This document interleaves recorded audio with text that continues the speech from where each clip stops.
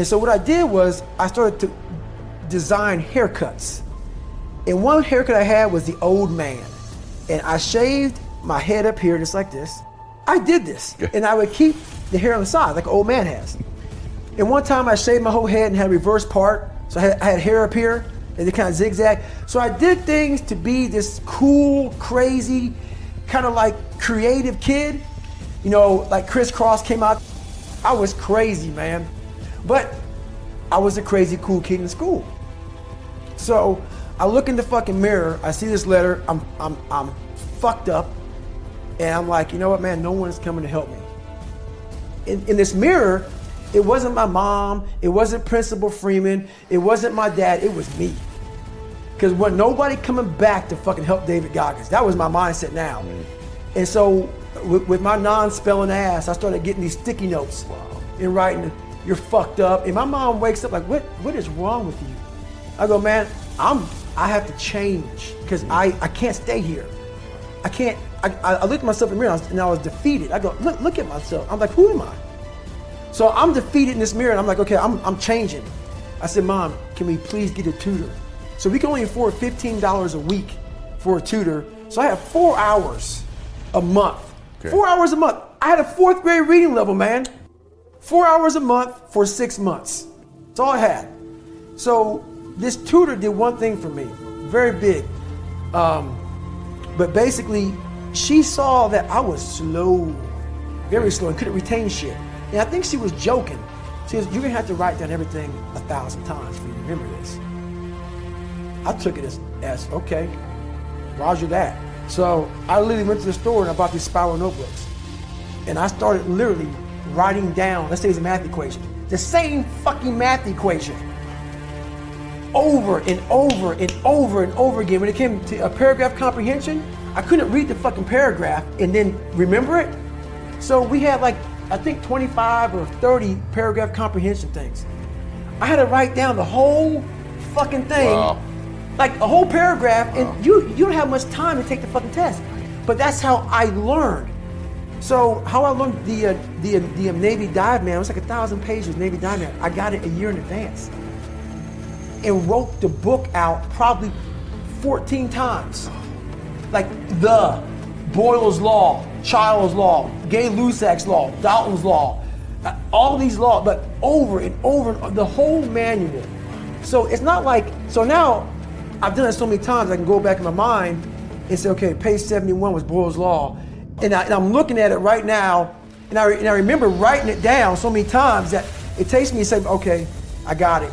And I can write it down almost verbatim so that's how I learned even to today. But the work ethic, people think I became this guy from running. No, I became this guy from fucking studying. I had to study for hours. What might take you an hour to learn, take me 2 days. So that's where, at the table, and my best friend Johnny remembers me like, God, you just changed. Something happened. I got obsessed. I gotta figure this out, man. I'm not going anywhere. I'm starting to lie. So when you have a messed up foundation, I started lying about everything. I wanted people to like me. I wanted to be accepted in some society of life, some social society. And I was like, man, this isn't the right way. I'm messed up here, I'm messed up here, I'm messed up everywhere. And so I realized the worst thing that happened to me is I lost myself. I never had myself, I never found myself. I had no self-esteem. So I knew through working out and through learning, because it took a lot for me to learn also, I started finding self-esteem. Once I found that, that's when doors started opening up. I stopped caring about people, that what they thought, being judged. Wow, if I say this, if I started right now, are you gonna make fun of me? I stopped caring about that. And that's when my life started really changing for me, slowly but surely. I say, my God, like, no, don't look at it like, I didn't care about losing weight. I didn't care about being the fastest person. I wasn't making the Olympics. I wasn't going to pros. I could barely read and write when I was in a junior in high school. I wasn't going anywhere. I saw working out as a way for me to build calluses on my mind. I had to callous over the victim's mentality. So I watched these movies. I talked about Rocky last time I was on here. I always equated training to mental toughening. Like, it always looked brutal. People waking up early and doing all these things, and it looked horrible. I was like, wow, man, I gotta start doing that. not to get better, bigger, and stronger, but that is what's going to build me. That looks uncomfortable. That looks brutal. And getting up early, I don't want to do that. So I made this long list of things I don't want to do. And through that, I found myself. I started, I'm like, you guys aren't doing this shit in high school. You guys aren't getting up at 5 o'clock in the morning, running over here in this golf course. So I started seeing myself very differently than the average human being. I was like, hang on a second. I have something they don't have. And that's when I started to develop these things through working out. It was this great, never-ending work ethic. And through work ethic, I developed self-esteem. It's through discipline, through self-discipline, through repetition, through tons of repetition of the same thing that you don't want to do. And that's the key thing. Through repetition of things you don't want to do, you develop mental, like an armor for your mind. Start to armor your mind, because your mind's like, okay, we suffer every day. That's what we do. We do stuff that sucks every day. And that's how I started coming up. I just started being very uncomfortable. And now it's like just a way of life. Look, dude, I believe that everybody has a gift. Every single human out there listening right now, you have a gift. The thing that you have working against you is you have all these other people now, right? 30 years ago, 20 years ago, we didn't have Instagram. We couldn't watch people and emulate them. We sort of had to learn our own little craft as we went, all right?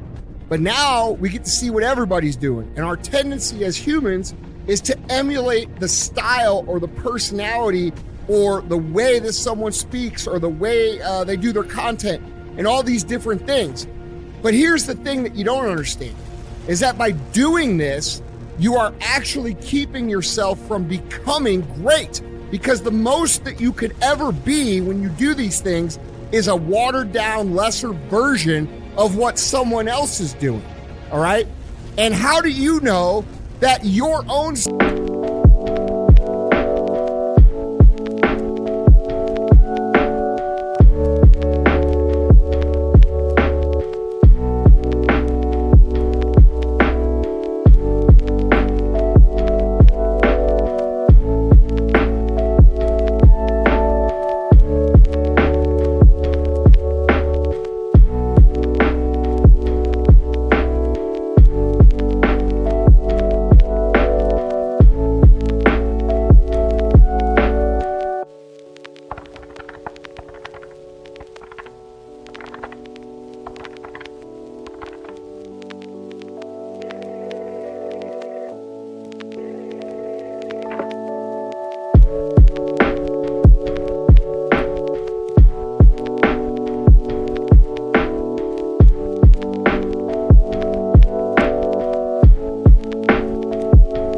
style and your own way of doing things that you would develop little by little by little if you would just take little risks, is it going to be greater than all of those things that you watch?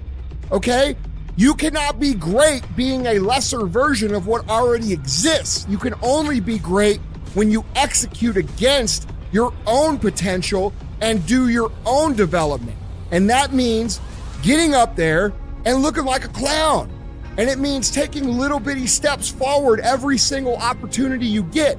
No one comes out and is just great at business or great at athletics or great at science or great at speaking. It doesn't fucking happen, man. The first speech I ever gave, I remember it, dude. There were 6 fucking people there.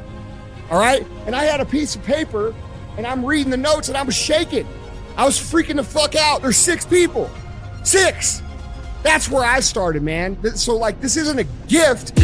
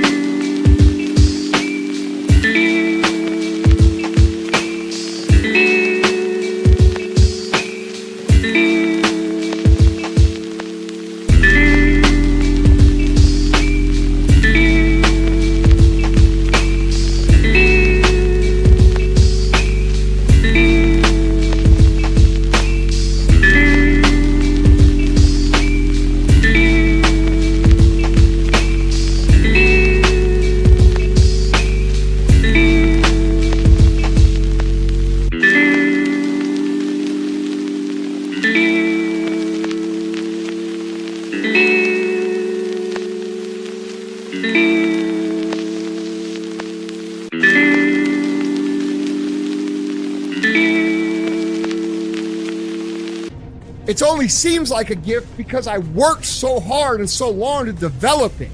And you guys have to do the same thing if you want to be great. If you want to be good and you want to be effective and you want to be, not great, you just want to be good, then yeah, dude, take someone else's style. Emulate everything they do. Clearly it might work.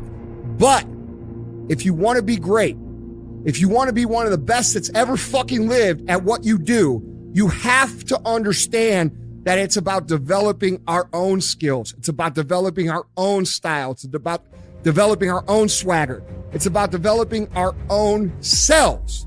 And we don't do that when we constantly look at other people and admire them or look at them for an example or steal their shit like so popular out there right these days. So if you want to be great, guys, you have to put in the work. You have to put in the talent. It's not that everybody doesn't have the potential. Everybody has the potential. It's just they're not developing it.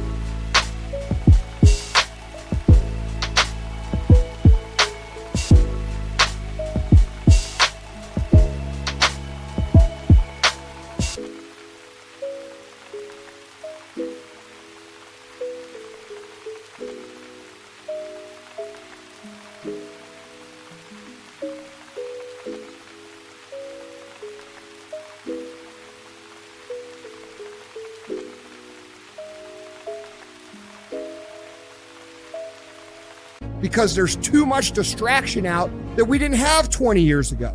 So when I'm coming up, dude, I don't have people to look at. We didn't have the internet. We didn't have social media. We didn't have all these things. We had books. And if I wanted to learn how to speak or learn how to do anything, guess what I had to do? I had to go fucking do it and suck in front of everybody. And we've lost that in society now. Everybody wants to be a lesser version of something else. And guys, I'm telling you, can't win long-term doing that. My whole life, I mean, I don't know if people believe in God or what. I don't care what you believe in. There's been this unrelenting voice in my head. We all have this voice. It's the right or wrong voice. And a lot of times that voice guides us into comfort. And my voice guided me to comfort a lot. But I have this other voice I heard my whole life saying, hey, motherfucker, what are you doing? Nah, man, we got to go over here. We got to go over here to that rock pile over in the fucking corner where nobody's at. That's where victory's at.